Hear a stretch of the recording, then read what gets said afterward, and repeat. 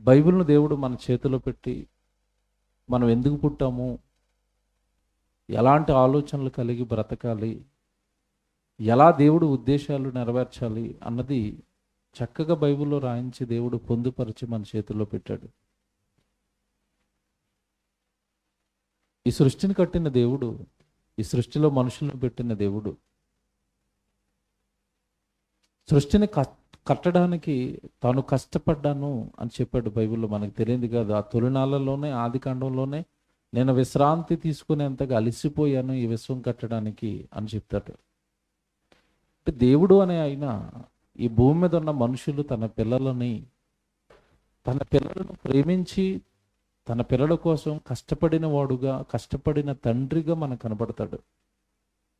భూమి మీద తన గర్భాన పుట్టిన పిల్లల్ని పెంచటానికి తల్లి తండ్రి ఎంత కష్టపడతారో దానికి 100 రెట్లు 1000 రెట్లు కష్టపడిన వాడు పరలోకంలో ఉన్న ఆత్మలకు తండ్రి.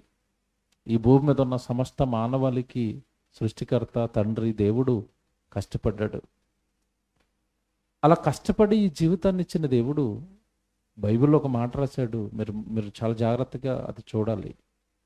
బైబిల్ మనం చదువుతున్నప్పుడు బైబిల్లో ఉన్న ప్రతి వచనం నా గురించి అని ఆలోచించినప్పుడు మాత్రమే దేవుడు అర్థమవుతాడు, మన జీవితం మారుతుంది, దేవుడికి అనుకూలంగా దేవుడి వాక్యానుసారంగా మన జీవితం ముందుకు వెళుతుంది.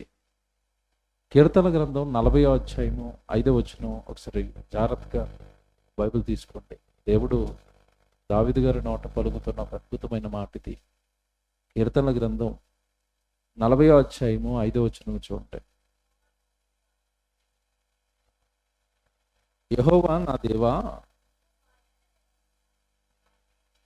నీవు మా ఎడల జరిగించిన ఆశ్చర్యక్రియలను, మా ఎడల నీకున్న తలంపులను బహువిస్తారములు, వాటిని వివరించి చెప్పెదననుకుంటున్నా అవి లెక్కకు మించి ఉన్నవి. జాగ్రత్తగా వినండి వచనం, జాగ్రత్తగా ఆలోచించండి వచనం. భూమి మీద మనిషి అనుకున్నాడు, నేను పుట్టాను, నా ఇష్టానుసారం నేను బ్రతుకుతాను, నాకు ఇష్టమైనవి లోకంలో నేను చేస్తాను, నా ఆలోచనల ప్రకారం నేను బ్రతుకుతాను అనుకున్నాడు. కానీ దేవుడు అంటున్నాడు, మీ ఎడల నాకున్న తలంపులు, అంటే నీ జీవితం పట్ల, నీ జీవితాన్ని నీకు ఇచ్చిన నీ తండ్రికి ఒక తలంపు ఉంది, మర్చిపోకూడదు. జాగ్రత్తగా వినాలి వాక్యం. నీ జీవితాన్ని ఈ భూమి మీద ఇచ్చాడు చూసావు దేవుడు. 60-70 ఏళ్ళు నువ్వు బ్రతుకుండడానికి నీ కోసం కష్టపడుతున్నాడు చూశాడు దేవుడు. నీకు గాలి ఇచ్చి, నీకు నీరిచ్చి, నీకు ఆహారం ఇచ్చి, నీకు ఆరోగ్యం ఇచ్చి, నీకు ఆయుష్ ఇచ్చి, నీకు ఆహారం ఇచ్చి, ఎల్ల వేళలా కంటికి రెప్పలా కాపాడుతున్నాడు కదా దేవుడు. ఆ దేవుడికి ఈ భూమి మీద ఉన్న మనుషుల ఎడల తలంపులు ఉన్నాయి, మర్చిపోకూడదు. ఒక దావీదు పుట్టాడు, ఒక దావీదు ఎడల దేవుడికి ఒక సంకల్పం, దేవుడికి ఒక తలంపు ఉంది. రాజుగా నా పిల్లల్ని పరిపాలించాలి, సేవ చేయాలి. ఒక మోషే పుట్టాడు, మోషే ఎడల దేవుడికి ఒక తలంపు ఉంది, అదే ఇశ్రాయేలుకు నాయకుడై ఆ బానిసత్వంలో నుండి విడిపించాలి. భూమి మీద ఏ మనిషి పుడుతున్నానండి, దేవుడు ఒక తలంపుతో, ఒక ఉద్దేశంతో మనుషులకు జన్మనిస్తున్నాడు అన్న సంగతి వాస్తవం. ఇర్మియా పుట్టాడు. ఇర్మియా గురించి మొదటి అధ్యాయంలో అంటాడు, నేను నీకు రూపం ఇవ్వక మునుపే ప్రవక్తగా నిన్ను నియమించేశాను అంటాడు. ఇర్మియా గ్రంథం మొదటి అధ్యాయం 4వ వచనంలో. అంటే ఏ తరంలో ఏ వ్యక్తిని మీరు కదుపుతున్నా ఆ వ్యక్తి ఎడల దేవుడికంటూ తలంపులు ఉంటున్నాయి, దేవుడికంటూ ఉద్దేశాలు ఉంటున్నాయి, దేవుడికంటూ ఆలోచనలు ఉన్నాయి. ఇతడు ఈ పని చేస్తే బాగున్ను, ఇలా నా కొరకు ఉపయోగపడితే బాగున్ను, నా కోసం ఒక పాట పాడితే బాగున్ను, నా కోసం ప్రసంగాలు చేసే ఒక దైవజనుడిగా మారితే బాగున్ను, ఒక దైవజనుడికి సహకారిగా మారితే బాగున్ను. ఏదో ఒక తలంపుతో, ఏదో ఒక ఉద్దేశంతో మనుషులకు దేవుడు జన్మనిస్తాడు తప్ప మనుషులు ఏ కారణము లేకుండా భూమి మీద పుడతన్న వాళ్ళు కాదు. నీ జన్మకు ఒక పరమార్థం, నీ జన్మకు ఒక చరిత్ర, నీ జన్మకు ఒక ఉద్దేశం, నీ జన్మకు ఒక దేవుడి సంకల్పం, నీ జన్మ వెనకాల దేవుడికి ఒక తలంపు. సామాన్యమైంది అనుకున్నారండి మానవ జన్మ. ఏదో అలా పుట్టారు, వాళ్ళకి ఏది ఇష్టమో అది లోకంలో చేసుకుంటూ వెళ్ళిపోతున్నారు. ఏ ఉద్యోగం ఇష్టమైతే ఆ ఉద్యోగంలోకి వెళ్తున్నారు, ఏది తినాలనుకుంటే తింటున్నారు, ఏది త్రాగాలనుకుంటే అది త్రాగుతున్నారు, ఏది కొనాలనుకుంటే అది కొనుక్కుంటున్నారు. నా జీవితం నా ఇష్టం అనుకున్నారు. దేవుడు రాయించిన అసలు వాస్తవాలు మర్చిపోయారండి. దేవుడు 60-70 ఏళ్ళు నీకు స్వాతంత్ర్యం ఇచ్చి విడిచిపెట్టాడు. నువ్వేం చేస్తున్నావో చూస్తున్నాడు ఆకాశంలో నుండి. మరణం తర్వాత అడుగుతాడు, ఏం చేసావు నా కోసం అని. నా కష్టాన్ని తిన్నావు కదా, నా ఒడిలో పెరిగావు కదా, నా కాపుదలలో రక్షించబడ్డావు కదా, నేను కదా నిన్ను కన్నది, నేను కదా నిన్ను పెంచింది, నేను కదా నీ సంరక్షకుడిని, నా వలన కనబడ్డావు, నా వలన పుట్టించబడ్డావు, నా వలన పెంచబడ్డావు, నా తలంపులు ఉన్నాయని నువ్వు పట్టుకొని నీ బైబిల్లో వాక్యం రాయించి నీ చేతుల్లో పెట్టాను. ఏనాడు దేవా నన్నెందుకు పుట్టించావు, నా ఎడల మీకున్న తలంపేంటని ఏనాడు అడగకుండానే నీ జీవితాన్ని ముగించేసావు లోకంలో నీ ఇష్టాలతో అని దేవుడు అడుగుతాడు. దేవుడు ఎంత బాగా రాశాడంటేనండి బైబిలు. ఇప్పుడు మీరు చదువుకున్న వచనంలో నీ ఎడల నాకున్న తలంపులు బహువిస్తారములు అన్నాడు కదా. ఎన్నో తలంపులతో భూమి మీద ఉన్న మనుషులకు జన్మనిచ్చాడట. కానీ మనిషి ఏమి తలస్తున్నాడో, ఎలా ఆలోచిస్తాడో మరొక చోట రాశాడండి. యెషయా గ్రంథం మీరు చూడండి, 55వ అధ్యాయము. అందరూ తీసుకోండి జాగ్రత్తగా. యెషయా గ్రంథం 55వ అధ్యాయము ఏమండి 9వ వచనం చూద్దాం, లేదా పైన చూద్దాం ఇంకా కొంచెం. యెషయా గ్రంథం 55వ అధ్యాయము 8వ వచనం చూద్దాం. యెషయా గ్రంథం 55వ అధ్యాయము ఏమండి 8వ వచనం చదువుతున్నారు. నా తలంపులు మీ తలంపులు వంటివి కావనేశాడు. చూసారా, మీ ఎడల నాకున్న తలంపు చాలా గొప్పది అన్నాడు దేవుడు. ఇందాక మనం చదువుకున్న వచనంలో ఇక్కడ అంటున్నాడు, నా తలంపులు మీ తలంపులు వంటివి కావు. మీరు ఒకలా ఆలోచిస్తున్నారు, నేను ఒకలా ఆలోచిస్తున్నాను. చెప్తానండి ఈరోజు మంచి ప్రసంగం, జాగ్రత్తగా వినాలి. మనిషి ఎలా ఆలోచించి దేవుడికి వ్యతిరేకమైపోయాడో, మనిషి ఏ తలంపులతో దేవుడికి వ్యతిరేక మారిపోయి దేవుడు వలన ఆశీర్వదింపబడవలసిన వాడు, దేవుడి వలన మేలుడు పొందుకోవలసిన వాడు, దేవుడి వలన కాపాడబడవలసిన వాడు, దేవుని వలన రక్షణ పొందవలసిన వాడు, దేవుడి వలన పరలోకానికి శాశ్వతమైన లోకానికి చేరుకోవలసిన వాడు దేవుని తలంపులకు భిన్నంగా తన జీవితాన్ని జీవించటం వలన నిత్యాగ్ని దండనకు సిద్ధమవుతున్నాడు. నా తలంపులు మీ తలంపులు వంటివి కావు. కొంచెం జాగ్రత్తగా ఈ వచనాన్ని ప్రాక్టికల్గా ఆలోచిద్దామండి. దేవుని తలంపులు మనిషి తలంపులు కలుస్తాయి? అసలు మ్యాచ్ అవుతున్నాయా? దేవుడు పాపం చేయొద్దు అంటాడు, మనిషికేమో పాపమే బాగా ఇష్టం. దేవుడు ఈ లోకాన్ని పెద్దగా ఆశించొద్దు, మీద ఆ లోకం మీది కాదు, అస్థిరం అది, కొద్ది కాలం 60-70 ఏళ్ళు ఉండే ఆ లోకం అది, ఆ లోకం పైన ఆశ పెంచుకోవద్దు అన్నాడు. కానీ ఈరోజు మనిషి పొద్దున్న లేస్తే సాయంత్రం పడుకునేంత వరకు తన ఆలోచనలు కానీ, తన ఆశలు కానీ, తన పని కానీ అంతా దేని నిమిత్తం, దేనికోసం అని ఆలోచిస్తే 60-70 ఏళ్ళుండే ఈ భూలోకంలో ఉండి వాటిపైనే తన ఇష్టాలను పెంచుకున్నాడండి. దేవుడు ఈ 8వ వచనం మీరు చదివారు కదా, ఒకసారి అలా కిందకి చదవండి. 8వ వచనం, నా తలంపులు మీ తలంపులు వంటివి కావు అన్నాడు కదా. ఒకసారి ఇంకా కిందకి చదవండి, ఇంకా ఎంత మంచి మాట చెప్తాడు చూడండి. మీ త్రోవలు అన్నాడు. చూసారా, మీ త్రోవలు అంటే ఇదిగో మీరు ఒక మార్గంలో వెళుతున్నారు, ఒకలా జీవిస్తున్నారు కదా భూమి మీద. మీ త్రోవలు నా త్రోవలు వంటివి కావు అంటే ఎక్కడ కూడా దేవుడికి మనిషికి మ్యాచ్ అవ్వటం లేదా అంటే తలంపులు మ్యాచ్ అవ్వటం లేదట, మార్గాలు మ్యాచ్ అవ్వటం లేదట. తర్వాత చూడండి, ఇంకా ఇదే యెహోవా వాక్కు, ఆకాశములు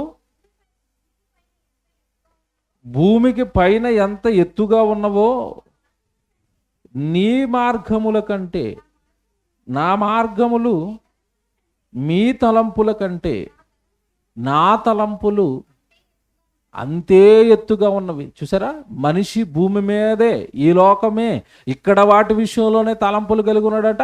నా తలంపులేమో ఆకాశం అంత ఉన్నాయి, అసలు మీకు నాకు మ్యాచ్ అవ్వట్లేదు అంటున్నాడు.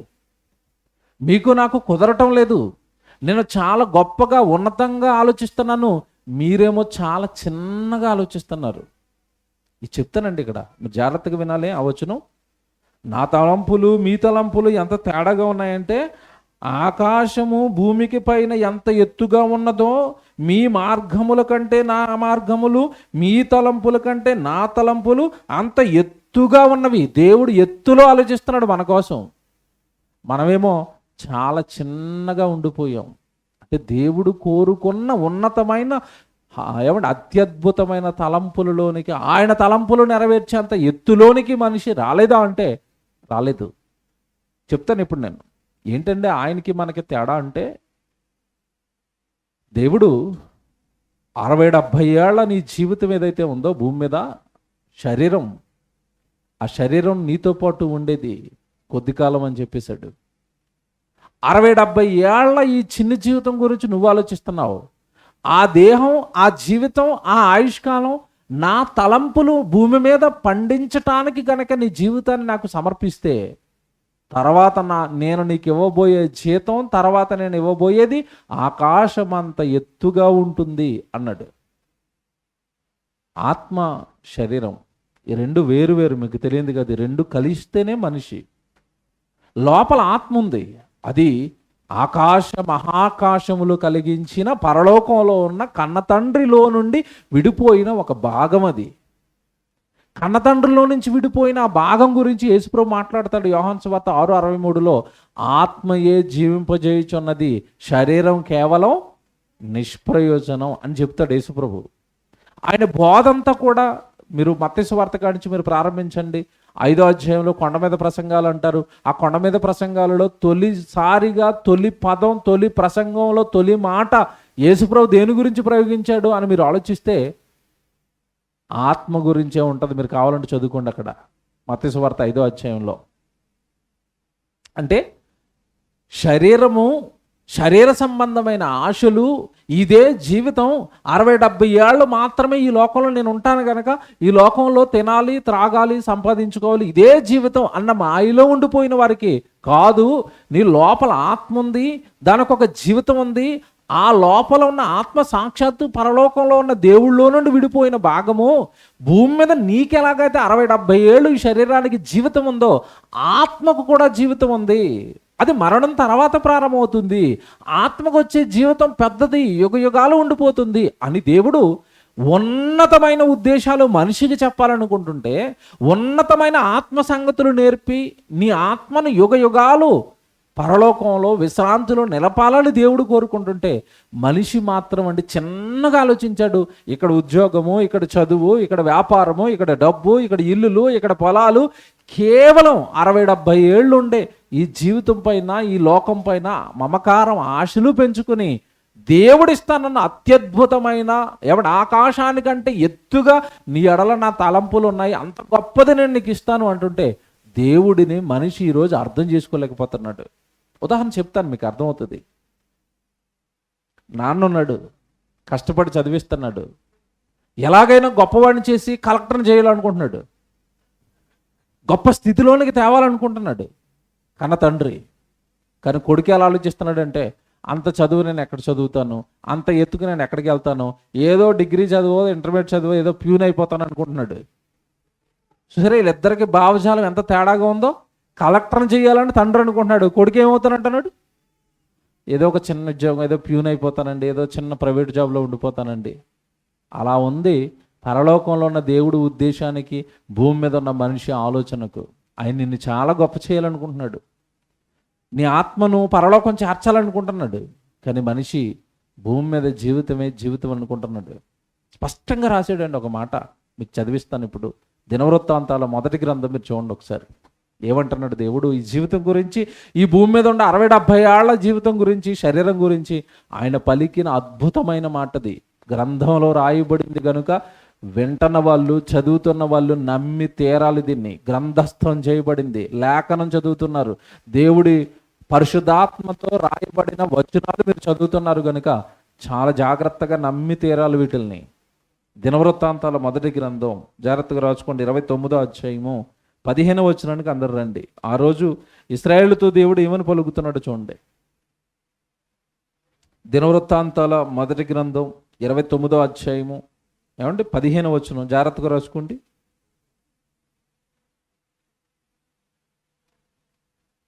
దినవృత్తాంతాల మొదటి గ్రంథం 29వ అధ్యాయము 15వ వచనం. మా పితరులు అందరి వలె మేమును నీ సన్నిధిని అతిథులమును పరదేశులమునై ఉన్నాము. ఇదిగో మా భూ నివాస కాలము నీడ ఎంత అస్థిరము, స్థిరముగా ఉన్నవాడు ఒకడును లేడు. ఎంత బాగా రాశాడండి. ఇదిగో మా పితరులు ఉన్నారు కదా నీ సన్నిధిలో చాలా కాలం, మాకు ముందున్న భక్తులు, మాకున్న పితరులు ఉన్నారు కదా, మా పితరులు అందరి వలె మేమును నీ సన్నిధిని అతిథులము. అతిథులు అంటే అర్థం ఏంటి చెప్పండి? అతిథి అని ఎవరిని అంటారు? వచ్చి వెళ్ళిపోయే వాళ్ళని ఏమంటారు? అతిథి అంటారు. ఫ్యామిలీ మెంబర్ కాదనమాట, బయట నుంచి వచ్చాడు అతిథి. ఉంటాడా ఇంట్లో? ఉండడు. ఎన్ని రోజులు ఉంటాడు? 2 రోజులు, 3 రోజులు, 4 రోజులు, గట్టిగా అంటే 10 రోజులు ఉంటాడు, తర్వాత వెళ్ళిపోతాడు.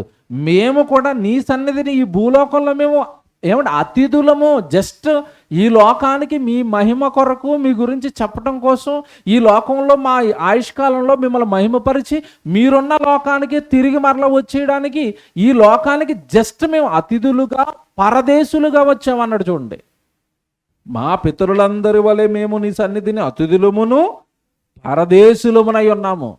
ఏమండి పరదేశులము అంటే అర్థం ఏంటి? ఈ దేశం మనది కాదు. మీకు మాట్లాడుతానండి, పరదేశులము మేము పరదేశులము అని పాట మనం ఎప్పుడు పాడుకుంటాం చెప్పండి? ఎప్పుడు పాడుకుంటాం? చచ్చిపోయిన తర్వాత శవం దగ్గర పాడుకుంటాం. దేవుడు ఎప్పుడు పాడుతున్నాడు? దేవుడు ఎప్పుడు చెప్తున్నాడు? శవానికి చెప్తున్నాడా, బ్రతుకున్న వాళ్ళకి చెప్తున్నాడా? ఇక్కడేనండి తేడా జరిగింది. ఆయన చనిపోయిన తర్వాత పరదేశులు అంటే వినడానికి ఆయన ఉన్నాడు, ఆల్రెడీ ఈ లోకాన్ని ఖాళీ చేసి వెళ్ళిపోయాడు. ఆయన దగ్గర పాడేం ఉపయోగం? అది చర్చిలో పాడుకోవాలి. మనం చర్చిలో పాడుకుంటే బ్రతుకున్నవాడికి భయం వేస్తుంది. అవును కదా, ఈ లోకం నాది కాదు కదా, నా బ్రతుకు బాగోలేదు కదా, నేను త్రాగుబోతును కదా, నేను తిరిగిపోతాను కదా, అలా నేను చచ్చిపోతే నేను నరకానికి వెళ్తానా, నేను పరలోకానికి వెళ్తానా, ఈ లోకంలో నేను ఉండను కదా, పరదేశులము యాత్రికులమన్న బోధ బ్రతుకున్నప్పుడు సంఘంలో జరగాలి.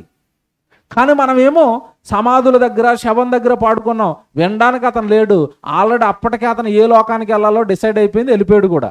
అక్కడ పాడే ఉపయోగం లేదు. అందుకే దేవుడు అంటున్నాడు, మా పితరులందరి వలె భూమి మీద మేము అతిథులము, నెక్స్ట్ పరదేశులమై ఉన్నాము. నెక్స్ట్ తర్వాత మాట ఏంటి అక్కడ? భూనివాస కాలము అంటే భూమి మీద మనకి మానవుడికి ఇచ్చిన 60-70 ఏళ్ల ఈ జీవితం ఏదైతే ఉందో ఈ భూ నివాస కాలము నీడ ఎంత అస్థిరము. నీడ స్థిరంగా ఉంటుందా? సూర్యుడు ఎడు తిరిగితే అటు తిరుగుతుందండి. సూర్యుడు వెళ్ళిపోయాడు అనుకోండి, నీడ కూడా వెళ్ళిపోయింది. నీడ ఎంత అస్థిరము. నీడ ఎలాగైతే సూర్యుడు ఉన్నప్పుడు ఉండి తర్వాత కనుమరుగైపోతుందో మా ఆయుష్కాలం కూడా అలాంటిదే అన్నాడు. మరి ఇంత చిన్న ఆయుష్కాలం కదా, నీడ ఎంత అస్థిరం అన్నాడు కదా, నీటి ఆవిరి అన్నాడు కదా, ఆయుష్కాలాన్ని నీటి ఆవిరితో పోల్చాడు కదా కొత్త నిబంధనలోకి వచ్చేసరికి. ఇప్పుడు ఏంటంటే మరి ఇంత చిన్న జీవితకాలంలో, ఇంత చిన్న ఆయుష్కాలంలో మనిషి దేవుడి కోసం చేయవలసింది ఏంటి, చేస్తున్నది ఏంటి అని మీరు ఆలోచిస్తే చూపిస్తాను ఇప్పుడు. నేను భూమి మీద అండి తొలి మానవుని పుట్టించాడు, ఆదాముని. పక్కటెంకని తీశాడు, అవ్వమని చేశాడు, ఇద్దరికి వివాహం చేశాడు. అక్కడ నుండి భూమి మీద సంతానం అనేది ప్రారంభమైంది. తొలి వివాహం చేశాడు. అలాగే మీరు వివాహాలు చేసుకోండి, పిల్లల్ని కనండి, భూమండలం అంతా నిండించండి అని తొలి జంటకు దేవుడు ఆశీర్వాదం ఇచ్చి వదిలేడండి. జాగ్రత్తగా వినండి. నా కోసం పిల్లల్ని కనండి, నన్ను మహిమపరచండి, నా కోసం బ్రతకండి అని వివాహం చేసి ఆశీర్వదించి భూమి మీద వదిలితే దేవుడి వలన జన్మను పొందుకున్న ఈ మానవ జాతి ఆదికాండం 6వ అధ్యాయానికి వచ్చేసరికి చేసిన భయంకరమైన నేరాలు ఏంటో తెలుసండి? భయంకరమైన ఘోరాలు ఏంటో తెలుసా? ఆయన ఒక తలంపుతో ఈ జన్మనిచ్చాడు. నా కోసం పరిశుద్ధంగా పవిత్రంగా బ్రతికి నన్ను మహిమపరిచి లోకంలో నా గురించి చెప్పి నా దగ్గరకు నరులారా తిరిగి రండి అని ఒక మంచి సదుద్దేశంతో ఈ జన్మనిస్తే ఆ జన్మలో ఉన్న ఆ పరమార్థాన్ని పండించడానికి మీరు పెళ్ళిళ్ళు చేసుకుని పిల్లల్ని కనండి, ఆ పిల్లలకి నా గురించి చెప్పండి, భూమండలం అంతా నా పిల్లలతో నిండిపోతే నేను చూసి ఆనందపడాలని దేవుడు కోరుకుని విశ్వాన్ని కట్టి జన్మలనిస్తుంటే తొలి జాతి, తొలి సంతానం వాళ్ళే దేవుడికి ఎంత అన్యాయం చేశారో తెలుసండి. ఒకసారి ఆదికాండం 6వ అధ్యాయానికి రండి. జలప్రళయం వచ్చింది, జలప్రళయంలో అందరినీ ముంచి చంపాడని మనం చదువుకుంటాం. అసలు ఆ జలప్రళయానికి అసలు కారణం ఏంటో చెప్తారండి ఈరోజు. ఎందుకు అంత దారుణంగా చంపాడు తన పిల్లల్ని జలంలో ముంచి? దేవుడు అనగానే ప్రేమమయుడు, ఏం చేసినా చూస్తూ ఊరుకుండేవాడు అని అనుకుంటున్నారేమో. కోపం వస్తే ఆయన అంత ఉగ్రుడు లేడు. తాను కన్న తన పిల్లల్నే జలప్రళయం రప్పించి తా స్వహస్తాలతో చేసుకునే శరీరాలనే మనుషులనే నీళ్ళల్లో ముంచి ముంచి చిన్న పెద్ద స్త్రీ పురుషుల భేదం లేకుండా చంపాడు దేవుడు అనేసరికి ఆయన ఉగ్రతగా మనిషి నిలవలేడండి. దేవుడే జలప్రళయం రప్పించాడు, ఆకాశపు తూములు విప్పాడు, భూమండలం అంతా జల సమాధి చేశాడు దేవుడు. కారణం ఏంటో తెలుసండి? వాళ్ళు చేసిన తప్పు ఏంటో తెలుసండి? వాళ్ళు చేసిన నేరాలేంటో తెలుసండి? ఏ తలంపుతో జీవితం ఇచ్చాడో ఆ తలంపుతో బ్రతకకుండా వాళ్ళు సొంత తలంపులతో సొంత ఇష్టాలతో జీవితాన్ని కొనసాగించాలనుకున్నారు. కోపంతో రగిలిపోయిన దేవుడు ఏం చేశాడో ఒకసారి ఆదికాండం 6వ అధ్యాయానికి రండి. 6వ అధ్యాయానికి వచ్చేస్తే 3వ వచనంలో చూడండి ఏమంటున్నాడు. 3వ వచనం, అప్పుడు యెహోవా, నా ఆత్మ నరులతో ఎల్లప్పుడూ వాదించదు. నేను ఒక మనుషులతో మాట్లాడడానికి ఇష్టపడటం లేదు. చూసారా, నా ఆత్మ నరులతో వాదించదు. నరులు మంచోళ్ళు కాదు, పాడైపోయారు, భయంకరులుగా మారారు. ఏమన్నా ఎందుకండి దేవుడికి ఎంత కోపం వచ్చింది? నేను మనుషులతో మాట్లాడను అన్నంత కోపం ఎందుకు వచ్చేసింది? ఏమంటే ఆదామవ్వలను పెట్టుకున్నప్పుడు ఏదైనా తోటలో ప్రతి చల్లపూట వచ్చి మాట్లాడుకుంటున్నాడే ఆదామవ్వలతో. ఏమండి మరి కయ్యను నరహత్య చేసేసినప్పుడు కయ్యను దగ్గరకు వచ్చి, ఏమయ్యా కయ్యను నరహత్య చేసావు ఎందుకని మాట్లాడాడే, మనుషులతో మాట్లాడుతూ ఉన్నాడే. ఇక కోపం వచ్చిందండి దేవుడికి. అంటున్నాడు, ఇక నేను మనుషులతో మాట్లాడాలని అనుకోవటం లేదు, నా ఆత్మ నరులతో ఎల్లప్పుడూ వాదించదు. అంతకుముందు వాదించింది. ఆదాము, ఎందుకయ్యా తప్పు చేసావు, ఎందుకయ్యా పండు తిన్నావు, నా మాట ప్రకారం నువ్వు ఎందుకు బ్రతకలేదయ్యా అని అడిగాడు. కయ్యను హత్య చేసినప్పుడు కయ్యను దగ్గరకు వచ్చి ఎందుకు నీ తమ్ముడిని చంపావని అడిగాడు. ఏమండి నేరాలతో మనిషి ఎవడను చూడండి, ఇక నేరాలే. ఎంత మందితో వాదిస్తాడు, ఎంత మందితో మాట్లాడతాడు. విసిగిపోయిన దేవుడు అంటున్నాడు, ఇక నేను మాట్లాడాలనుకోవటం లేదు మనుషులతో, నేను మాట్లాడనిక. నా ఆత్మను పంపిస్తాను, లేదంటే దేవదూతలను పంపిస్తాను, లేదంటే నీతిమంతులను పంపిస్తాను, లేదంటే ప్రవక్తలను పంపిస్తాను, చివరిగా నా కొడుకైన యేసుక్రీస్తుల వారిని పంపిస్తాను, అపోస్తులను పంపిస్తాను. నేను మాత్రం ఇక మాట్లాడాలనుకోవటం లేదు, నా పక్షాన వాళ్ళు మాట్లాడతారు అంతే. ఇక నేను మాట్లాడనిక. విసిగిపోయాను ఈ మనుషులను చూశానడు. ఏమంటే ఇంత కోపం తొలినాళ్ళల్లోనే దేవుడికి ఎందుకు వచ్చింది అంటే, జాగ్రత్తగా వినాలి, ఇది నేను ఎప్పటి నుంచి చెప్తున్న మాటలు. మనిషిని దేవుడు ఈ లోకంలో పెట్టిన తర్వాత అండి, ఈ రంగుల లోకాన్ని చూసి దేవుడు పెట్టిన నియమ నిబంధనలను మీరాడు మనిషి. ఉదాహరణ, ఇక్కడ ఎందుకు వచ్చిందండి జలప్రళయం జరగడానికి కారణం ఏంటి? ఎందుకు దేవుడు అంత ఇష్టంగా కన్నా తన పిల్లలైన వాళ్ళందరినీ జలప్రళయంలో జలసమాధి చేశాడు అంటే, ఈ 3వ వచనంలో అన్నాడు కదా, నేను ఇక నరులతో వాదించను అన్నాడు కదా. ఇంత కోపం ఈయనకి తొలినాళ్ళలోనే ఎందుకు వచ్చింది అంటే, పైన 2వ వచనం చూడండి మీరు. పైన 2వ వచనం, ఒకసారి 2వ వచనం చూడండి. దేవుని కుమారులు నరుని కుమార్తెలు చక్కని వారిని చూచి వారందరిలో తమకు మనసుకు వచ్చిన స్త్రీలను వివాహము చేసుకొనిరి. ఆగండి, ఇది మీరు చాలాసార్లు చదివారు. తొలినాళ్ళలోనట దేవుని కుమారులు అనగానే పురుషులండి, నరుని కుమార్తె అనగానే స్త్రీ. దీనికి ఏవేవో అర్థాలు చెప్పారు, అవేవి కాదు, అవేవి బైబిల్ సరిపోవు. దేవుని కుమారులు అనగానే దేవదూతలని, నరుని కుమార్తెలు అనగానే స్త్రీలని, దేవదూతలు వచ్చి భూమి మీద ఉన్న స్త్రీలను పెళ్లిళ్ళు చేసుకున్నాయని రకరకాల వ్యాఖ్యానాలు చేసేసారు దీని మీద. ఇది శుద్ధ అబద్ధం. బైబిల్లో దేవదూతలు పెళ్లి చేసుకున్నట్టుగా ఎక్కడా లేదు. పైపెచ్చు యేసుప్రభువే చెప్తాడు మార్కు సువార్తలో, దేవదూతల వలె మీరుంటారు, పరలోకంలో పెళ్ళిళ్ళు ఉండవని చెప్పాడు. దేవదూతలకి పెళ్ళిళ్ళు లేవని చెప్తే, ఏమంటే ఈ 2వ వచనం మీద చాలా మంది వ్యాఖ్యానం చేసి దేవదూతలు భూమి మీద ఉన్న స్త్రీలు పెళ్లి చేసుకున్నారని చెప్పారు. కాదండి, నరుని కుమార్తె అనగానే స్త్రీ. ఏమంటే దేవుని కుమారుడు అనగానే పురుషుడు. ఆదాము గురించి లోకాసు వార్త 3:38 ఒక వచనం ఉంటుంది, మీ అందరికీ తెలుసు. లోకాసు వార్త 3:38 ఆదాము గురించి రాయబడిన మాట ఏంటంటే, ఆదాము దేవునికి కుమారుడు. దేవుని కుమారుడు అనగానే పురుషుడు. అక్కడ పురుషులు స్త్రీలు పెళ్లి చేసుకుంటున్నారట, పర్వాలేదు, పురుషులు స్త్రీ వివాహం చేసుకోవాలన్నది దేవుడు పెట్టిన నియమమే. కానీ ఇక్కడ జరుగుతున్నది ఏంటి? 2వ వచనం తీక్షణంగా చదవడం వల్ల 2వ వచనం, దేవుని కుమారులు నరుని కుమార్తెలు చక్కని వారిని చూచి వారందరిలో తమ మనస్సుకు వచ్చిన స్త్రీలను వివాహం చేసుకుని, స్త్రీలను వివాహం చేసుకుంటున్నారు, స్త్రీలను వివాహం చేసుకుంటున్నారు. దేవుడు స్త్రీలను చేసుకోమన్నాడా, ఒకే స్త్రీని చేసుకోమన్నాడా? మీకు అర్థమైందా? ఆదాము గారికి 4 భార్యను చేసి ఇచ్చాడా, ఒక భార్యని ఇచ్చాడా? ఒకే భార్యని ఇచ్చాడు. ఒకే భార్య ఒకే భర్త, ఇది దేవుడి లా, దేవుడి చట్టం. దాన్ని తొలి జాతే మీరింది. మీరు వాళ్ళు ఎలా పెళ్లి చేసుకుంటున్నారట? తమ మనసుకు వచ్చిన స్త్రీలు, అంటే ఏ ఆడపిల్ల మీద మనసు పడితే ఆమెను పెళ్లి చేసుకుంటున్నాడు. మీకు అర్థమైందా? ఈరోజు ఇప్పుడు నచ్చిందండి, ఇంకా భార్య అనగానే మీకు తెలియదు కాదు కదా, కొద్ది రోజులకి అందం చెరిగిపోద్ది. పిల్లలు పుట్టగానే అందం చెరిగిపోయి కొంచెం లావెక్కగానే నీ మొహం బాగలేదు, నీ రూగు బాగలేదు, నీకు విడాకులు అంటున్నాడు, ఇంకో దాన్ని పెళ్లి చేసుకున్నాడు. ఎలాగుంటా చెప్పండి ఆ లోకం? ఒకసారి ఊహించుకోండి. అసలు దాన్ని సమాజం అంటారా? దాన్ని సభ్య సమాజం అంటారండి? నచ్చిన వాళ్ళు అందరినీ పెళ్లి చేసుకుంటా వెళ్ళిపోతే అది వ్యభిచారం అవుతుందా, వివాహ వ్యవస్థ అవుతుందా? మీరు చెప్పండి. ఎందుకు వచ్చిందండి దేవుడికి కోపం? ఆదాము అవ్వ ఒక స్త్రీకి ఒక పురుషుడు. నేను ఈ నియమ నిబంధనలతో వివాహ వ్యవస్థను నేను భూమి మీద పెడితే, నేను పెట్టిన ఈ నియమాన్ని మీరు మీరి మీకు ఇష్టం వచ్చిన వాళ్ళు అందరినీ పెళ్ళిళ్ళు చేసుకుంటారా? ఒరే, మీరు పెళ్ళిళ్ళు చేసుకుంటున్నారా, వ్యభిచారం చేస్తున్నారా?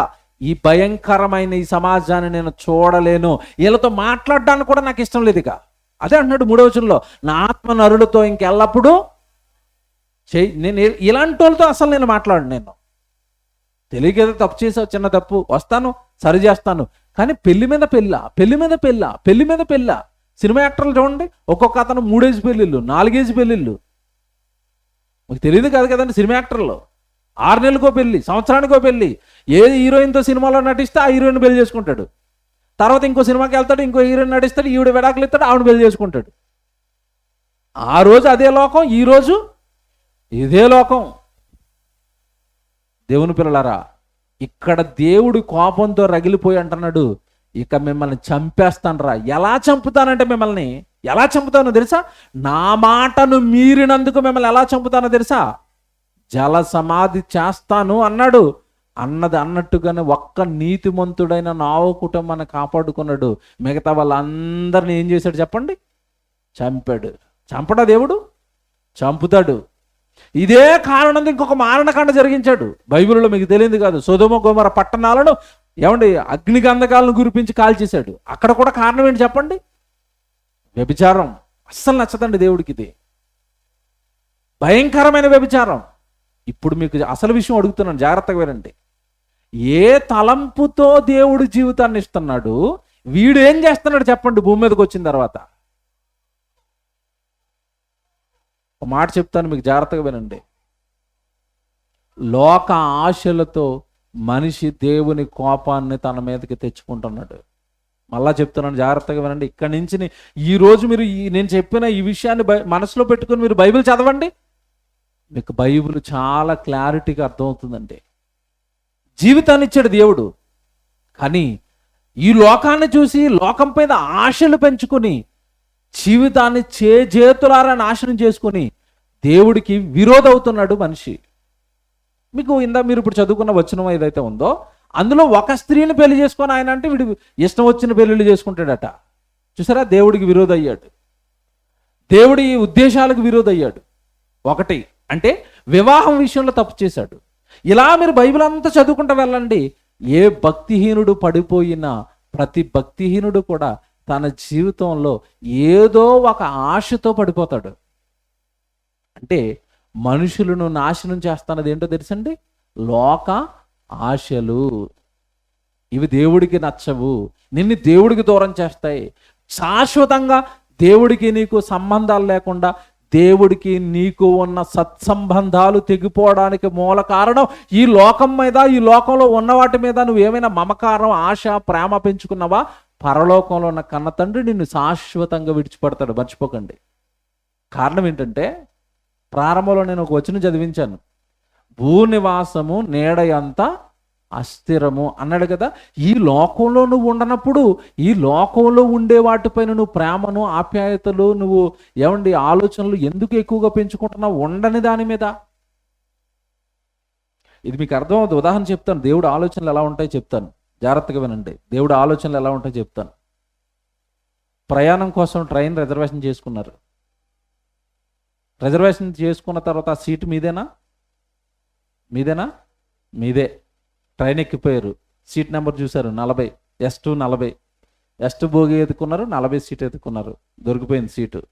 చక్కగా పక్క వేసుకున్నారు, తలగడ పెట్టుకున్నారు, పడుకున్నారు. ఇప్పుడు ఆ సీట్ ఎవరిది? మీదే. సీట్ నాదే. ఇంకా నిద్రపోకుండా 5 నిమిషాలకు ఒకసారి సీట్ని ఎలా చూసుకుంటారా? సీట్ నాదే, సీటు కొనుక్కున్నాను, సీట్ నాదే, సీటు కొనుక్కున్నాను. నిద్రపోకుండా ఒకసారి అలా లేచి సీటు అనుకుంటున్నారు అనుకోండి, ఆడికి ఏం పట్టిందంటారు చెప్పండి? పిచ్చి పట్టిందంటారు. ఎందుకు? ఒరే బాబు, సీట్ నీదే, పడుకోవడానికి కదా తీసుకున్నావు, పడుకో అంతే తప్ప ఆ గంటకోసారి లేచి ఈ సీట్ నాదే, ఎవరి దగ్గర రాకండి, దూరంగా జరగండి అన్నాడు అనుకోండి, పిచ్చి పట్టింది కదండి. సీట్ నీదే, కాదంటం లేదు. నేను మాట్లాడుతాను, ఎంతసేపు ఆ సీట్ నీది చెప్పండి? శాశ్వతంగానా? ప్రయాణం అయిపోయింది, ఎక్కడికక్కడ నట్లిప్పుకొని సీట్ అట్టుకెళ్ళిపోతాను అన్నాడు అనుకోండి, రైల్వే డిపార్ట్మెంట్ ఊరుకుంటాడా? ఒరే బాబు, నీకు ప్రయాణానికి ఇచ్చాను, నీ ప్రయాణం అయిపోయిన నువ్వు దిగి వెళ్ళిపో ఇంటికి, అంతే కదా? Very good. భూమి మీద నీకు జీవితం ఇచ్చాడు 60-70 ఏళ్ళు. ఈ భూమి మీద ఆయన పనిచేసి దిగిపోయి వెళ్ళిపో, నీ తర్వాత ఇంకొకటి వస్తాడు. ఈ భూమి నాదే, 7 ఎకరాలు నాదే, బోర్డు వేసేస్తాను, పెన్సిల్ వేసేస్తాను, ఇక్కడే ఉండిపోతాను, వెళ్ళి పొలాన్ని ఒకసారి చూసుకొని అలాగా ఆనందపడిపోతాను. నీకు కూడా ఏం పట్టింది? పిచ్చి పట్టింది, లోక పిచ్చి. ఈ డబ్బు నాదే, ఈ బంగారం నాదే, ఈ జనమంతా నా వాళ్ళే, ఇగో మా పిల్లలు నా వాళ్ళే. ఏం పట్టింది నీకు?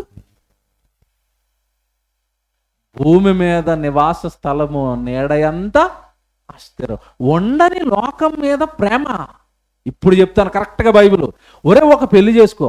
వాళ్ళ మీద ఎందుకు కోపం వచ్చిందో చెప్తున్నాను. ఒక పెళ్లి చేసుకో, పిల్లల్ని కాను, నా కోసం వాళ్ళని పెంచు, నువ్వు చనిపోయినా దగ్గరికి వచ్చే అన్నాడు. ఈడేం చేస్తున్నాడు? ఒక పెళ్లి నాకు సరిపోదు ప్రభా, 4గురిని చేసుకుంటాను. చంపేశాడు అక్కడ. మీకు అర్థమైందా? ఇప్పుడు ఇది మనసులో పెట్టుకుని ఒక వచనం చూపిస్తాను. ఇప్పుడు చూడండి, యోహాన్ గారు రాసిన మొదటి పత్రిక 2వ అధ్యాయం 15వ వచనం చూడండి. యోహాన్ గారు రాసిన మొదటి పత్రిక 2వ అధ్యాయము 15వ వచనం జాగ్రత్త చూసుకోండి. ఈ లోకమునైనను లోకములో ఉన్న వాటినైనను ప్రేమింపకుడి. ఏమండి, ఎంతమంది? నా బైబిల్లో ఉందండి. నా బైబిల్లో ఉందని వాళ్ళు ఒకసారి చేయలేపండి. మీ బైబిల్లో ఉందా? ఇది ఉందా? అందరి బైబిల్లో ఉందా? ఉంది. అందరి బైబిల్లో ఉందా? ఉంది. నేను రాసుకుని రాలేదు, మీ బైబిల్లో ఉంది. ఏముంది చెప్పండి అక్కడ? ఈ లోకమునైనను లోకములో ఉన్నవాటినైనను ప్రేమించకండి. నేను అడుగుతున్నాను ఇప్పుడు, ఈ వాక్యం ఎంతమంది హృదయాలకు సెట్ అయింది? ఎంతమంది హృదయాలను బాధ పెడుతుంది నాకు చెప్పండి ఇప్పుడు. ఖచ్చితంగా అందరి హృదయాలను ఇది బాధ పెడుతుంది. ఎందుకు? లోకములో ఉన్న వాటిని ప్రేమించకండి అన్నాడు కదా. నేను ఇప్పుడు మిమ్మల్ని అడుగుతున్నాను, మీకు లోకం మీద ఎక్కువ ప్రేమ ఉందా, దేవుడి మీద ఎక్కువ ప్రేమ ఉందా? దేవుడి మీద మాకు ఎక్కువ ప్రేమ ఉందండి అంటే నేను 10 గంటలకు ప్రసంగం ముగించను, 1 గంట వరకు చెప్తాను. అప్పుడు ఏమంటారు మీరు? ఊరుకోండి బాబు, ఏదో మీటింగ్ ఎడితే వస్తే అరగంట చెప్పొదిలేదు కానీ ఇదేంటి బుర్ర తినేస్తున్నారు. వెళ్ళిపోవాలి నేను అర్జెంటుగా. ఎక్కడికి? ఇంటికి వెళ్ళిపోవాలి. నేను ఇంట్లో పెట్టుకున్న భోజనం తినేయాలి, హాయిగా పడుకుంటూ పోవాలి, ఫ్యాన్ వేసుకుని, ఏసీ వేసుకుని, కూలర్ వేసుకుని, తెల్లవారులేసి ఉద్యోగానికి వెళ్ళిపోవాలి, డబ్బులు సంపాదించుకోవాలి. ఇక్కడ ఉన్నది ఏంటిది? దేవుడి సన్నిధి. నాకెందుకు? నాకు దీని మీద కంటే దేని మీద ఎక్కువ ఇష్టం? లోకం మీద. దేవుడు మీటింగ్ పెడతాను, డబ్బులు ఇవ్వండి అన్నారు. మనం ఎంత ఇస్తాం చెప్పండి? అన్నీ నాది 500 రాసుకోండి, 1000 రూపాయలు రాసుకోండి. ఎంత ఇచ్చారు? 500, 1000 రూపాయలు. ఫ్యామిలీతో ఒక్కసారి బిర్యానీ తినడానికి హోటల్కి వెళ్ళారనుకోండి, బిల్లు ఎంత అవుతుంది? ఎంత అవుతుంది? 1500, 2000. అంటే బిర్యానీకి 2000 ఖర్చు పెడతావు, దేవుడికి ఎంత ఇస్తావు? 500 ఇస్తావు. ఇప్పుడు బిర్యానీ మీద ప్రేమ, దేవుడి మీద ప్రేమ. చూసారా, దొరికామా? దొరికాం. బంగారం కొనుక్కోవాలనిపిస్తుంది, షాప్కి వెళ్ళారు, ఎంత అవుతుంది? చిన్న 2 చెవులు బంగారాలు కొనుక్కోవాలంటే 40,000, 35,000, 50,000 అంటాడు. ఎంతైనా పర్వాలేదండి, చెవులు అందంగా కనపడాలంటావు. ఇప్పుడు చెవుల మీద ప్రేమ, దేవుడి మీద ప్రేమ. చూసారా, అన్ని చోట్ల దొరికిపోతానని చూసారా. నీకు బాగా ఈ లోకం ఇష్టం, నీ శరీరం ఇష్టం. బట్టలు కొనుక్కుంటారండి, బట్టలు కొనుక్కోవడానికి ఈరోజు ఎన్ని డబ్బులు పెడుతున్నారు?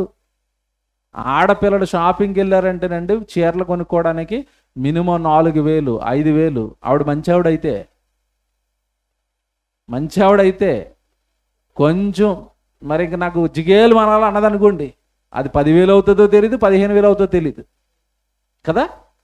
బట్టల మీద ఇష్టం, బంగారం మీద ఇష్టం, మనుషుల మీద ఇష్టం, తిండి మీద ఇష్టం, ఇల్లు మీద ఇష్టం, ఏమంటే ఉద్యోగం మీద ఇష్టం, డబ్బు మీద ఇష్టం.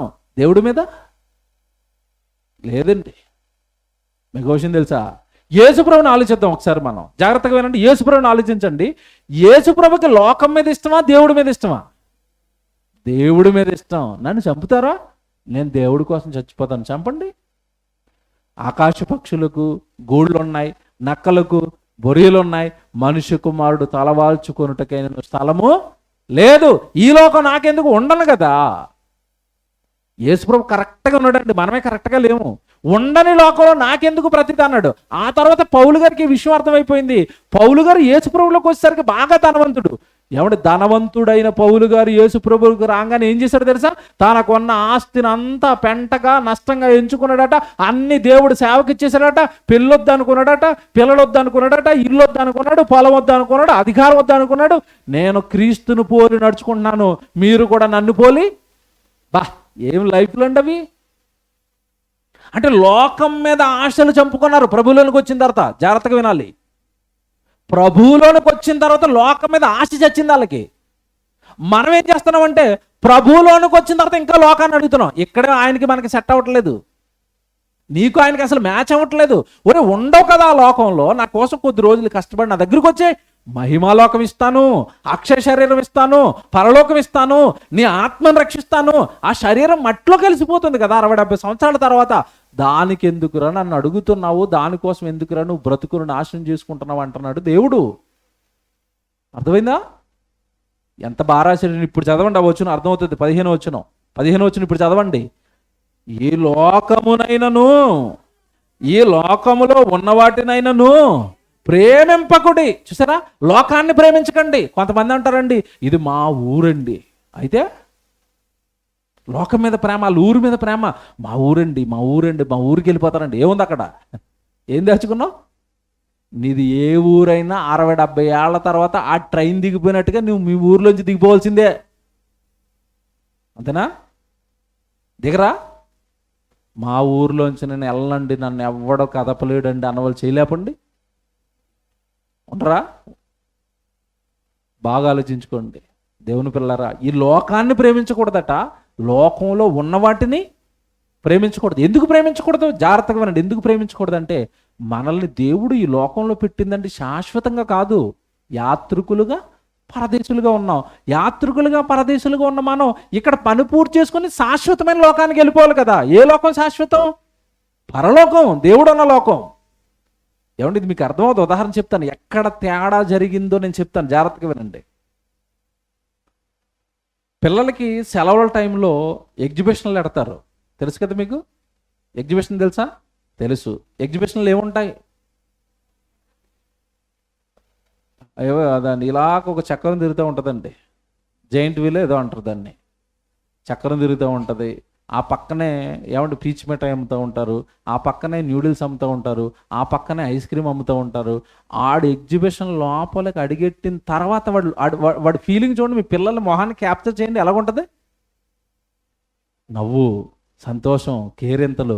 ఇక్కడ జైంట్ వీల్ అంటాడు, అక్కడ ఏనుగు అంటాడు. ఏమంటే ఇక్కడేమో అదిగో ఒంటిని నడుపుతాను, ఒంటి ఎక్కేస్తానంటాడు, ఆ పైకి ఎక్కేస్తానంటాడు, ఉయ్యాలు ఊగేస్తానంటాడు. ఆ పక్కన ఏదో ఏమండి ఇలాగా ఏమంటారు దాన్ని, ఉయ్యాలు ఉంటుంది, ఉయ్యాలకి ఊగేస్తానంటాడు. ఇంకా అసలు చేతికి దొరుకుతాడండి ఎగ్జిబిషన్ తీసుకెళ్ళిన తర్వాత? దొరకడు. ఇంకా ఆడు అలాగ అనుభవిస్తూ అది ఎక్కేస్తాను, అది తినేస్తాను, అది త్రాగేస్తాను, అది ఎక్కేస్తాను. ఏమంటే చూస్తానే మీకు ఎలాగుంటుంది? పెద్దోళ్ళకి మీకు ఎలాగుంటుంది చెప్పండి? ఈడు ఎప్పుడు ఆగిపోతాడు, ఇంటికి వెళ్ళిపోతాం, కాళ్ళు లాగేస్తున్నారా నాయన, ఈడు మాత్రం అది ఎక్కేస్తాను, ఇది ఎక్కేస్తాను. మీకు ఎలాగుంది? ఒరే త్వరగా రా, కాళ్ళు లాగేస్తున్నారా, ఇంటికి వెళ్ళిపోదాం రా అంటే వద్దురాడి, నేను ఇంకోటి ఎక్కుతాను అంటాడు. మీకు అర్థమైందా?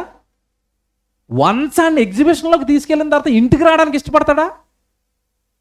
ఇష్టపడ్డు. మీకు విషయం తెలుసా? పర్మనెంట్గా ఆడు అక్కడే ఉండిపోతే నన్ను మా డాడీ ఇక్కడ వదిలేస్తే ఎంత బాగుంది అనుకుంటాడు. అని డాడీ వదులుతాడా? ఒరే ఇది ఏముండదురా, ఇది అంతా సుత్తిరా, పీసు మిఠాయికి పైన రంగు వేసేసాడు రా, తింటే నీ ఆరోగ్యం అన్ని నాన్నకి తెలుసు, ఆడికి తెలుసా? తెలీదు. జైంట్ వీల్ ఎక్కుతున్నాక అది ఏమి లేదురా, ఇలా తిప్పుతాడు రా, పైకి వెళ్తావు, కిందకు వస్తావు, ఏమీ లేదురా అందులో, అలాగ పైకి వెళ్ళినప్పుడు గాలి వేస్తుంది, కిందకు వచ్చేసరికి అయిపోయింది, వద్దురా వెళ్ళిపోతావురా అంటాడు. కానీ బుడ్డోడికి ఇవన్నీ అర్థమవుతాయా? నాన్న హృదయం, నాన్న ఆలోచనలు చిన్నపిల్లడికి అర్థమవుతున్నాయా? అర్థమవ్వవు.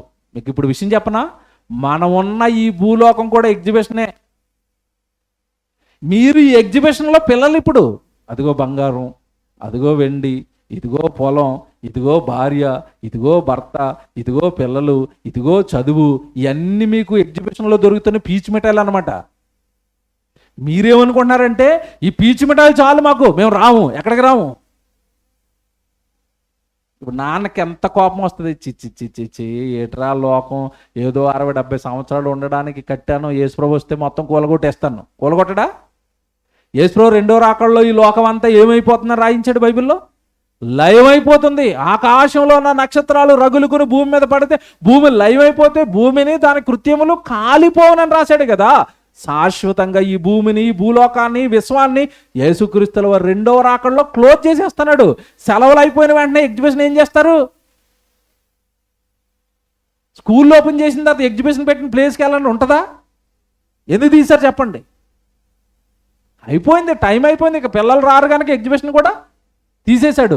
యేసుప్రభు రెండో రాకడలో ఈ లోకాన్ని అలాగే తీసేస్తాడు కనుక ఉండని లోకం పైన ఎందుకు కొడుక మమకారం పెంచుకుంటున్నావు అంటున్నాడు ఈ వచనంలో. ఇప్పుడు మీకు అర్థమైందా?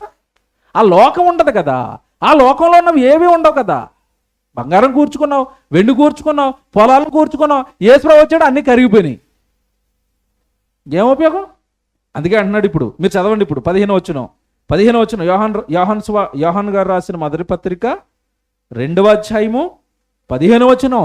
ఈ లోకమునైనను, ఈ లోకములో ఉన్న వాటినైనను ప్రేమింపకండి. తర్వాత చూడండి, తర్వాత ఎవడైనను లోకమును ప్రేమించిన ఎడనా, అద్దండి అసలు విషయం. ఇప్పుడు చెప్తాను, జాగ్రత్తగా వినండి. లోకాన్ని ప్రేమిస్తే ఎవరి ప్రేమ ఉండదట? తండ్రి ప్రేమ ఉండదు. ఎగ్జిబిషన్ పిచ్చి బాగా పట్టేసింది అనుకోండి, ఇంటికి వస్తాడా కొడుకు? నేను రాను డాడీ, నాకు ఎగ్జిబిషన్ చాలా బాగుంది, నువ్వు వద్దు, ఇల్లొద్దు అంటాడు. ఇంతకీ విచిత్రం ఏంటంటే పోని కొడుకు అంతగా ఇష్టపడుతున్నాడు కదా అని శాశ్వతంగా మీరు ఎగ్జిబిషన్లో వదిలేశారనుకోండి, ఎగ్జిబిషన్ ఉంటుందా? ఇది అర్థమవుతుంది వీడికి. 15 రోజుల్లో తీసేస్తారా, ఇదంతా కేవలం సెట్టింగ్ రా, అన్నీ విప్పేస్తారా, విప్పేసిన తర్వాత ఇది ఏమీ లేదన్న చిన్న మెదటికి ఆ జ్ఞానం అందటం లేదు కనుక నాకు ఇక్కడే ఉంటాను, నేను ఎగ్జిబిషన్లో ఉంటాను, నాకు ఇదే బాగుంది అంటాడు. అసలు విషయం తండ్రికి తెలుసు ఇదంతా సెట్టింగ్ తీసేస్తారని. అలాగే దేవుడికి తెలుసు ఈ లోకం సెట్టింగే, నేను తీసేస్తాను, నా కొడుకు యేసుక్రీస్తుల వారు రెండవ రాకడలో అని అంటున్నాడు. ఈ లోకాన్ని ప్రేమించావా, తండ్రి ప్రేమ నీలో ఉండదు.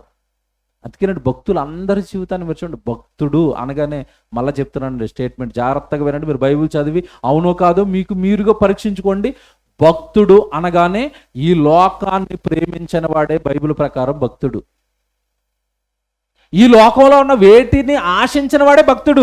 ఈ లోకంలో ఉన్నవాడిని ఆశించిన వాళ్ళందరూ కూడా భక్తిహీనుడు బైబిల్ ప్రకారం.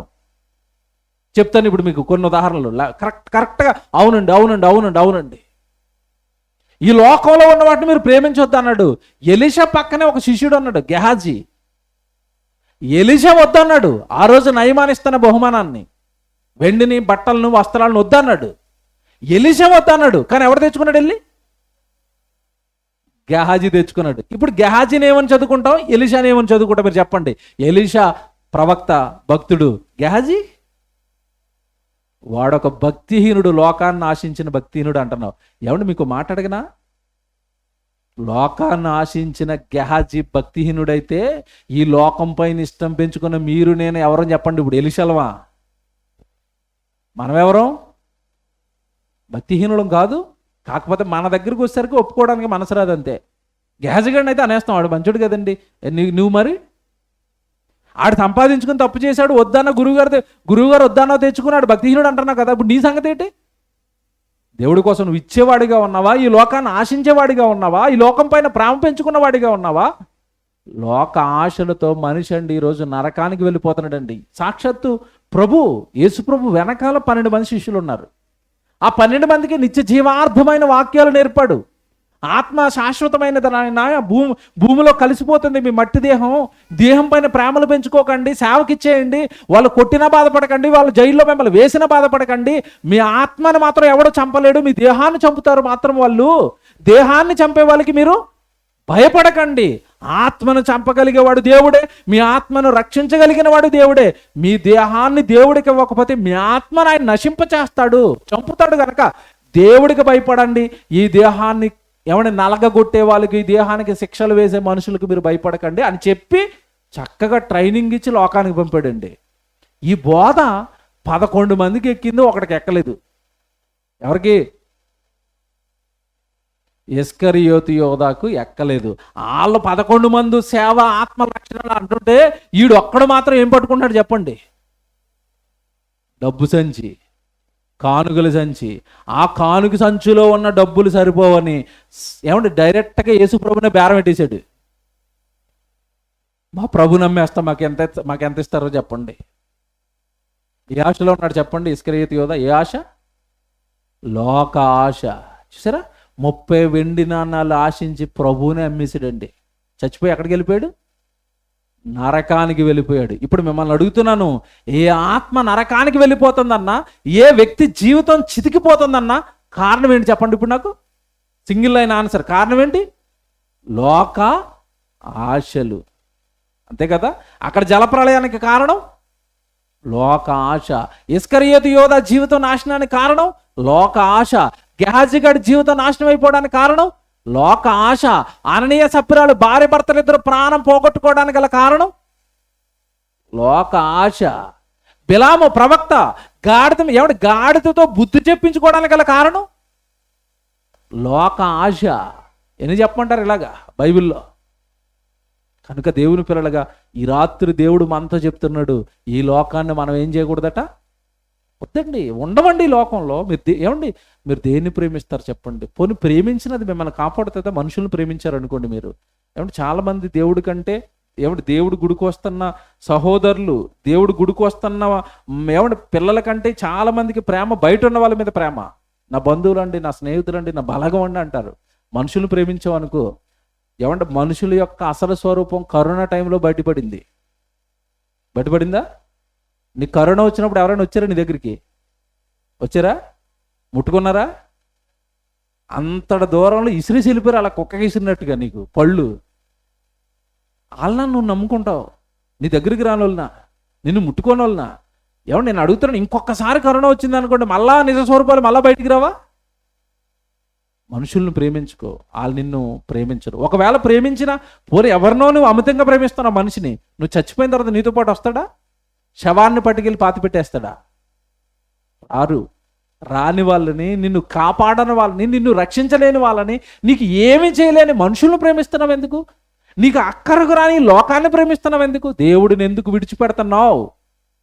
దేవుడు వాక్యానికి ఎందుకు అన్యాయం చేస్తున్నావు? దేవుడి దగ్గర ఎందుకు రాలేకపోతున్నావు? దేవుడితో ఎందుకు గడపలేకపోతున్నావు? దేవుడి సన్నిధిలో ఎందుకు ఉండలేకపోతున్నావు?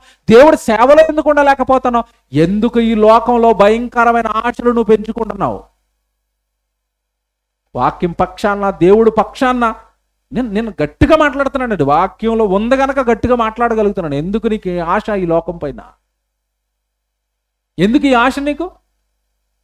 యేసు చెప్పాడండి, అది చెప్పి నేను ముగించాలి. లూకాసు వార్తకి రండి అందరూ. ప్రతి తరంలో ప్రతి వాళ్ళు నాశనానికి వెనకాల ఉన్న కారణాలు ఎంత బాగా చెప్పాడో లూకాసు వార్త 17వ అధ్యాయానికి రండి. యేసు చెప్తున్నాడు ఇవి. లూకాసు వార్త 17వ అధ్యాయము 26 నుంచి చదువుతోండి.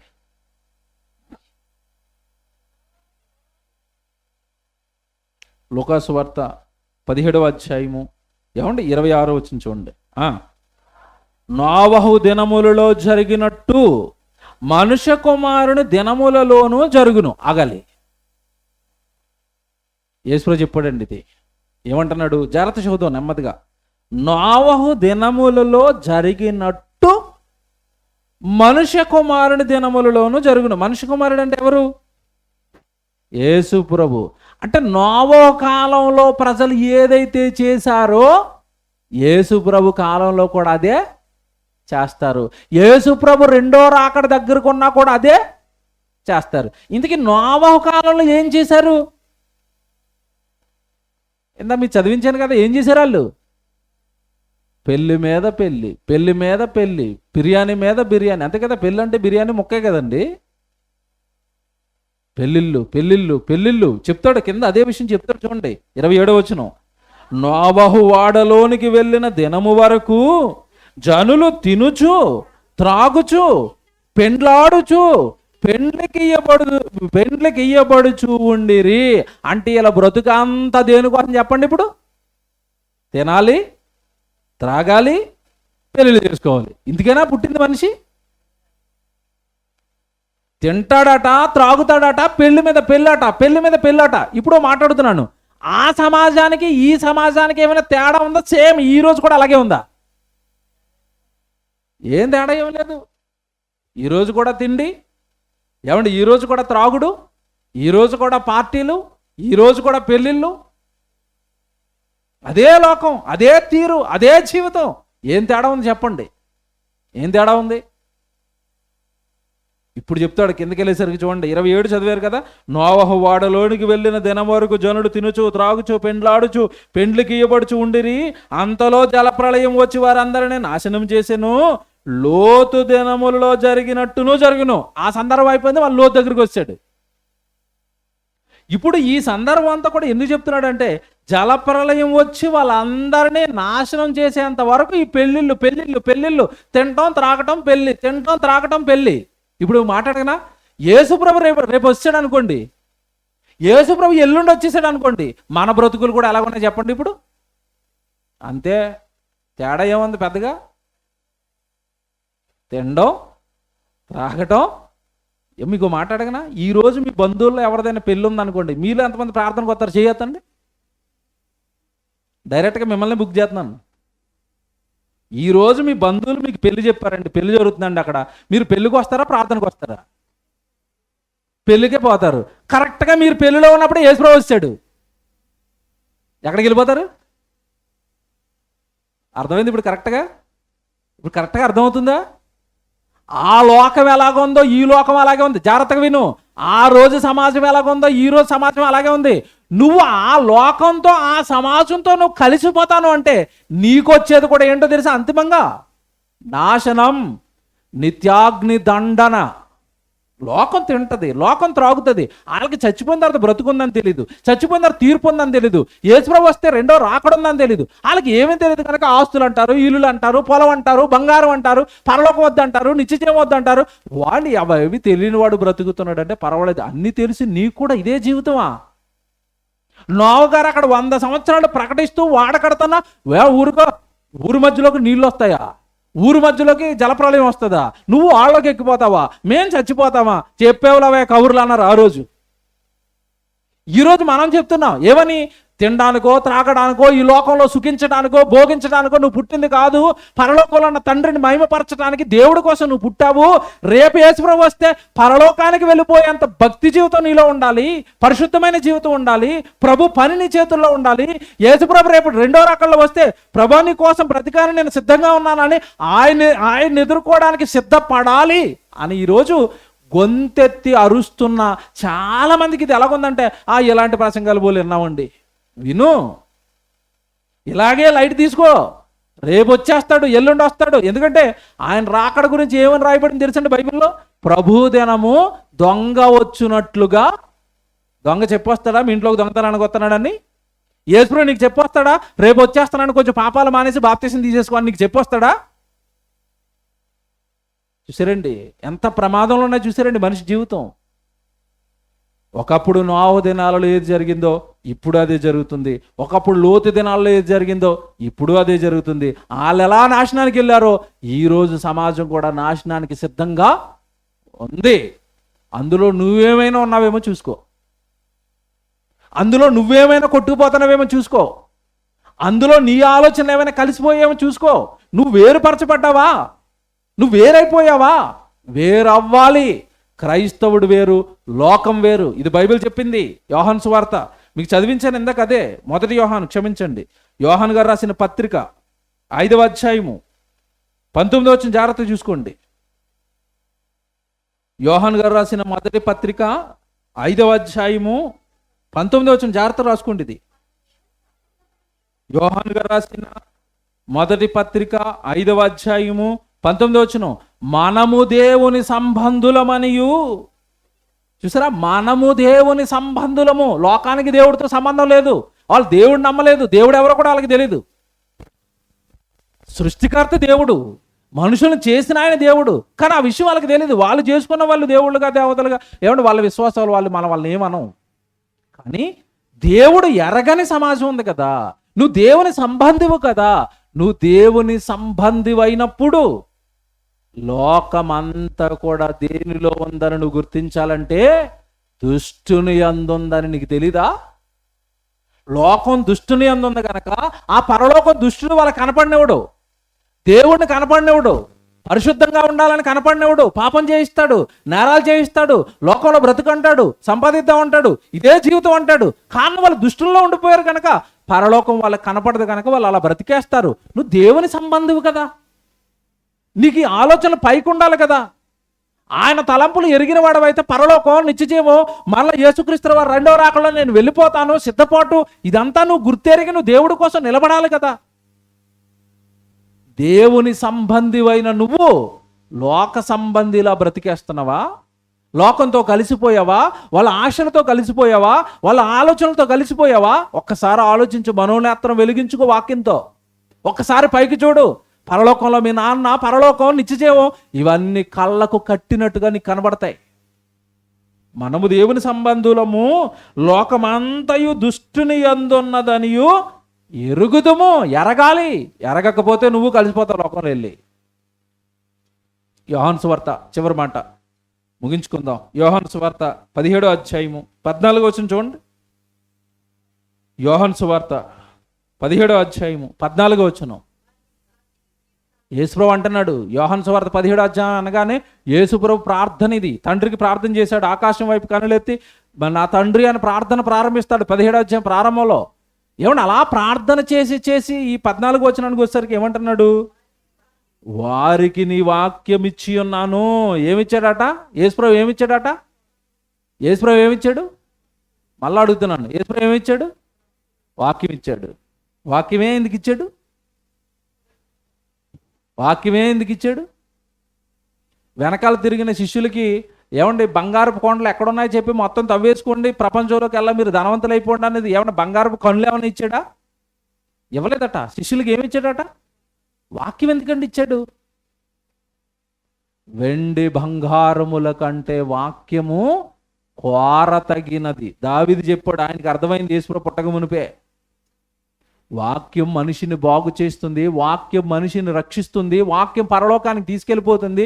నీ డబ్బా, నీ వెండా, నీ బంగారమా, నీ చదువా, నీ ఉద్యోగమా, నీ వ్యాపారమా, ఇవేవి కూడా నీకు పరలోకానికి తీసుకెళ్ళవు, పరలోకాన్ని ఇవ్వవు. ఇచ్చేది వాక్యం కనుక, ఆ వాక్యం ఉంటేనే ప్రజలు బాగుపడతారు కనుక నేను నా 33.5 ఏళ్ల నా బ్రతుకు కాలంలో తండ్రి ఈ లోకానికి నేను ఇచ్చి వెళ్ళిపోతున్నది ఏంటంటే వాక్యం ఇచ్చాను, నా ప్రాణ త్యాగంతో రక్షణ ఇచ్చాను. రక్షణ, వాక్యం, ఈ రెండు ఈ లోకానికి ఇచ్చినని వెళ్ళిపోతున్నాను. వారికి నీ వాక్యం ఇచ్చి ఉన్నాను. తర్వాత మాట చూడండి ఏమనుంది అక్కడ? నేను లోక సంబంధిని కానట్టు వారును లోక సంబంధులు కారు. చూసారా మన గురించి ఎంత బాగా ఆశ కలుగున్నాడండి. నేను లోక సంబంధిని కాదు, వారు కూడా ఏమవ్వకూడదట? లోక సంబంధులుగా మారకండి. ఎవరు లోక సంబంధి? లోతు భార్య. దైవ సంబంధ, లోక సంబంధ? కాలిపోతుంది, వెనక్కి తిరిగి చూడొద్దమ్మా అంటే వెనక్కి తిరిగి చూసిందంటే దేనిపైన ప్రేమ? లోతు భార్యకి ఈ లోకం పైన. ఉప్పు స్తంభం అయిపోయింది. ఇస్కరియోతు యోధ నాశనం అయిపోయాడు. అననీయ సప్పిరాలు నాశనం అయిపోయారు. గెహాజీ నాశనం అయిపోయాడు. ఎంతమంది జీవితాలను చెప్పనండి ఇలా నాశనం అయిపోయారు వాళ్ళంతా. కారణం లోక ఆశలు, లోకం పైన పిచ్చి ప్రేమ. యేసుప్రభువు అంటున్నాడు, నేను లోక సంబంధిని కాదు. ఈ లోకంతో, ఈ లోకంలో ఉన్న వాటితో నాకు ఎటువంటి సంబంధము లేదు. ఇప్పుడు ఇంకో మాట చెప్తాను, అక్కడ మీరు జాగ్రత్తగా వచనం చదువుతున్నప్పుడు అండి చాలా జాగ్రత్తగా వచనాలు చదవాలి. నేను లోక సంబంధిని కానట్టు వారును లోక సంబంధులు. అంటే మన విషయంలో ఏం కోరుకుంటున్నాడు ఇప్పుడు చెప్పండి యేసుప్రభు? నేను ఎలాగైతే ఈ లోకంతో సంబంధం లేకుండా బ్రతికానో, నా వారు, నన్ను నమ్మిన వారు కూడా ఈ లోకంతో వాళ్ళ సంబంధం లేకుండా బ్రతకాలి. అప్పుడే నేనున్న లోకానికి మీరు వస్తారు. వీడు ప్రయాణం అయిపోయింది, చెప్పాను కదా, రిజర్వేషన్ చేసుకున్నాడు సీటు, ప్రయాణం అయిపోయింది. వీడు ప్రయాణం అయిపోగానే వీడు దిగిపోవాలి. ఇంకా నేను సీటు పీక్కుంటాను, నేను లాక్కి వెళ్ళిపోతాను రెంచినట్టుకుని సీటు పీక్కుంటాడు అనుకోండి, ఈలోపు ట్రైన్ వెళ్ళిపోద్ది. వీడి ప్రయాణం ముగిసిందా, వెళ్ళిపోయిందా? వెళ్ళిపోయింది. ఈ లోకం వద్దండి. ఈ లోకం పైన ప్రేమను పెంచుకోకండి. తినడానికి తిండి, కట్టుకోవడానికి బట్టలు, ఇవి ఉండి దేవుడి సేవ చేయగలుగుతున్నామా? దేవుడు పని చేయగలుగుతున్నామా? దేవుడు మీరు వెళుతున్న సంఘానికి, సేవకుడికి మీరు సహకారం ఇవ్వగలుగుతున్నారా? సేవకుడు వెనకాల ఉండగలుగుతున్నారా? దేవుడి సేవ చేయించగలుగుతున్నారా? చాలండి, ఎనఫ్. ఆ జీవితం చాలు. అంతకు మించి మీరు లోకంలో ఏం కోరుకున్నా దేవుడికి దూరం అయిపోతారు. మర్చిపోకండి, దేవుడికే దూరం అయిపోతారు. లోక ఆశ దేవుడికి మిమ్మల్ని దూరం చేసేస్తుంది, దేవుడికి అసహ్యులుగా మిమ్మల్ని మార్చేస్తుంది. కనుక ఈ వాక్యం అంతా ఈరోజు మీకు చెప్పబడింది ఏంటంటే, లోక ఆశలతో జీవితాలను నాశనం చేసుకున్న వారి జాబితా చెప్పాను. ఆ లోక ఆశ ఎంత ప్రమాదకరమైనదో చెప్పాను. కనుక మీరు జాగ్రత్తగా ఈ మాటలన్నీ మనసులో పెట్టుకోండి. సంఘం కట్టినప్పుడు తొలిత పేతురు గారు తొలి సంఘానికి చెప్పిన జాగ్రత్త ఏంటో తెలుసండి. చదువుకున్న తర్వాత అపోస్తల కార్యాలు 2:40 ఉంటుంది ఈ మాట. మీరు మూర్ఖులకు ఈ తరము వారికి వేరై రక్షణ పొందండి అని బైబిల్లో ఉంది. మీరు మూర్ఖులకు ఈ తరం వారికి వేరైపోండి. వేరైతే కానీ మీకు ఏం రాదు, రక్షణ రాదు, పరలోకం మీరు వెళ్ళరు అన్నారు. కనుక ఈ వాక్యాలన్నీ మనసులో పెట్టుకుని ఆత్మీయంగా దేవుడిలో బలపడడానికి ప్రయత్నించండి. దేవుడి కోసం బ్రతకడానికి ప్రయత్నించండి. దేవుడి సన్నిధిలో, దేవుడి సేవలో ఎల్లప్పుడూ ఉండడానికి మీ జీవితాన్ని సరి చేసుకోండి. ప్రార్థన చేసుకుందాం.